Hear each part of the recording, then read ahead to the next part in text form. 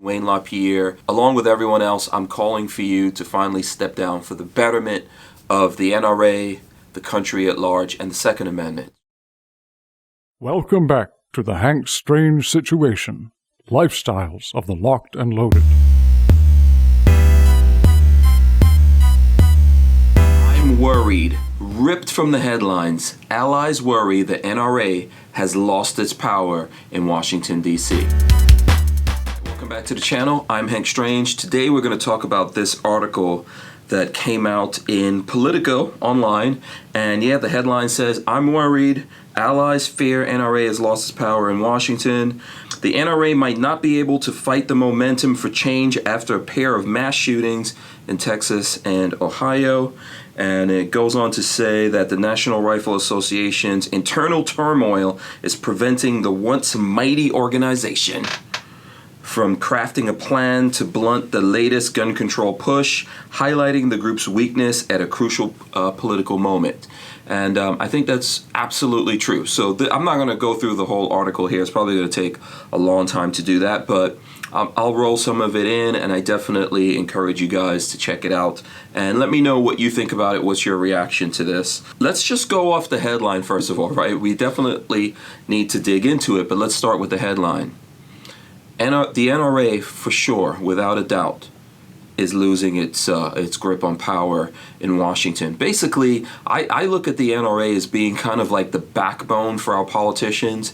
And on our side, I'm talking about the Republican politicians out there who supposedly believe in the Constitution, Second Amendment, which is relative here.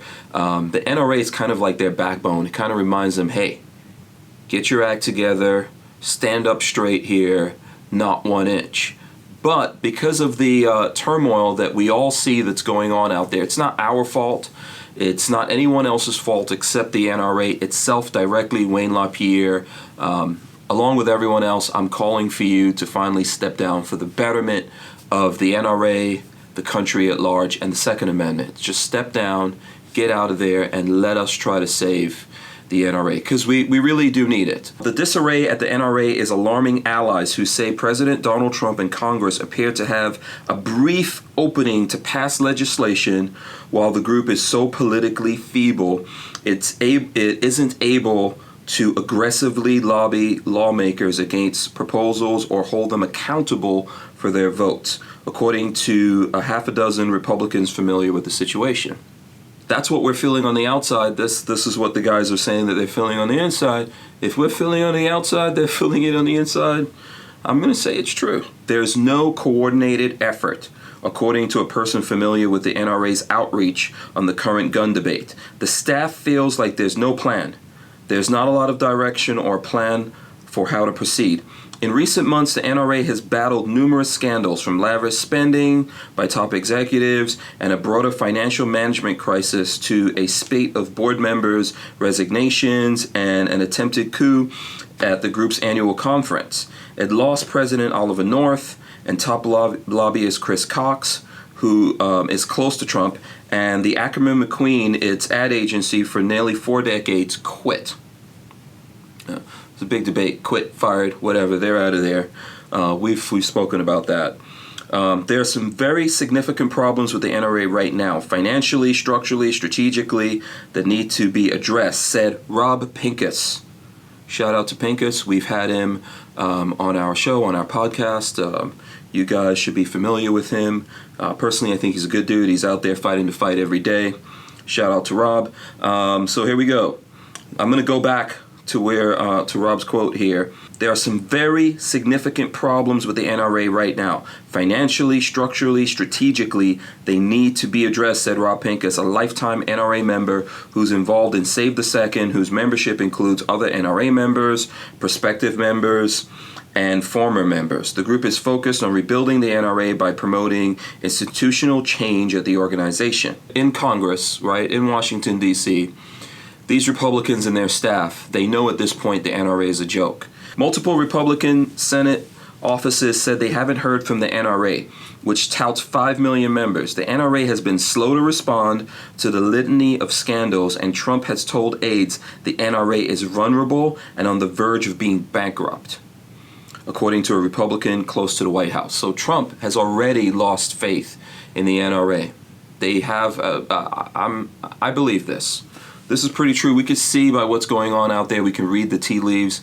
I'll be honest with you guys, from what I'm hearing, it's a lot worse than what the media is talking about right now. You know, not just the red flag laws, not just the assault weapons bans, not just the extended waiting periods. These guys are looking to like really go for it now that they have an opening. And that includes Republicans and Trump. You know, we're hearing things like they're going to go after, you know, in the same fashion that they went after bump stocks, they're going to go after the pistol braces. It's one of the things we're hearing. There's lots of things out there. I don't want to get too deep into rumors and things like that, but I think you guys will see a lot of that stuff coming to light in the coming weeks. The NRA has a net negative rating for the first time, according to Fox News poll released this week. Only 42% of voters view the NRA favorably, compared with 49% in 2018. 47% viewed the group unfavorably. Even those who support the NRA said they are concerned. Michael Hammond, legislative counsel for Gun Owners of America, which opposes new gun restrictions, said his group contacted the NRA. What we got back was gobbledygook, he said. I'm worried. Hammond said the group will likely ask its 2 million members not to contact lawmakers to oppose legislation, but to contact the NRA to make sure it acts. I'm not sure about that. I didn't get this directly from GOA, but, you know, these guys are communicating with this guy, obviously. Could be true. I would say this is a good time to contact everybody. Contact the NRA, contact the president through the channels that exist for you to do so, your congressmen, your senators, everyone, your local politicians. Let them know that you are not giving in to gun control in America. Not one more inch. You know, you believe in the Second Amendment. They need to stand by the Second Amendment. Okay, so far as Hammond, here's a quote from him. He says, I think the first thing we have to do is to make sure the entire movement on guns is on the same page.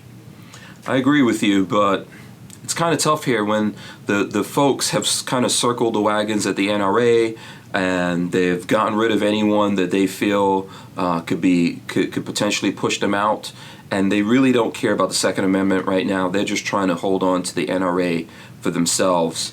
And if they cared about America, if they cared about the Second Amendment, if they cared about the NRA, they would actually let it go. We're not really going to see that. So they're talking about the relationship between LaPierre and Trump and all that kind of stuff. But it goes on to say here that the White House didn't respond to requests for comment, but the potency of the NRA's current influence is in real doubt. One Republican congressional aide said the NRA's tired tactics and empty threats have become a joke amongst Republican staffers on Capitol Hill. When the Democrats and gun control groups depict the NRA as this major boogeyman, they're honestly giving them too much credit. So they said when they portray them as a major boogeyman, they're giving them too much credit. And I'm like I said, I'll make a link here to that article. I'll roll it in for whoever wants to look at it. I think at the end of the day, what we're facing here with the NRA, as I've said already, as many people have said, is that the selfish folks that are in there running the show right now have put everything in lockdown, kind of like Putin style in Russia, right? Wayne LaPierre is there. He's got his cronies, those board members around him. The other people that could have maybe changed things, they're outside. And we know there's outside influences trying to act on it and save it, because coming up in 2020, right now, and all the way down to 2020 is when we really need the NRA to do what it was designed to do, what it was structured to do, what we gave it our money to do. But these guys are really focusing right now on saving their own skin, saving their own asses. And we're out here on our own. Does that mean that it's all over and there's no hope? I don't believe that. I think there is hope. I think that we have organizations like GOA and other groups that are out there fighting back. I think we have us, we have ourselves, we have the ability to reach out to our neighbors, talk to our friends, use social media. This is why social media right now is cracking down so hard on folks like myself, because they don't want us to spread the word. But this is the time to spread the word. So to keep this from not becoming a big, long video here, what I'm going to ask you guys to do is spread the word. Get out there. Share this video. make your own videos. When you see other folks out here sending the message, at least, get in there, look at that, like it, make comments, share it out to your friends. Let's get this message out, as well as we really need to make phone calls to everyone. Send emails to the president, make phone calls to the White House, talk to your congressmen, talk to your senators, talk to your local representatives, and let them know that if they don't stand up for the Constitution, if they don't stand up for the Second Amendment, we won't stand up for them come 2020. All right, like I said, I'm going to make this short. I'm Hank Strange. I want to encourage you guys to make comments here. Obviously, like this video, subscribe to the channel, ring the bell so you can be notified. And, I'll see you on the podcast. I'm not sure that we're doing it tonight, but we usually do it Monday to Friday, 7 p.m. to 9 p.m. Eastern on the Lifestyles of the Locked and Loaded channel. Podcast is called Who Moved My Freedom. So just check out for it. We've got lots of good episodes up there. I'll see you. Peace.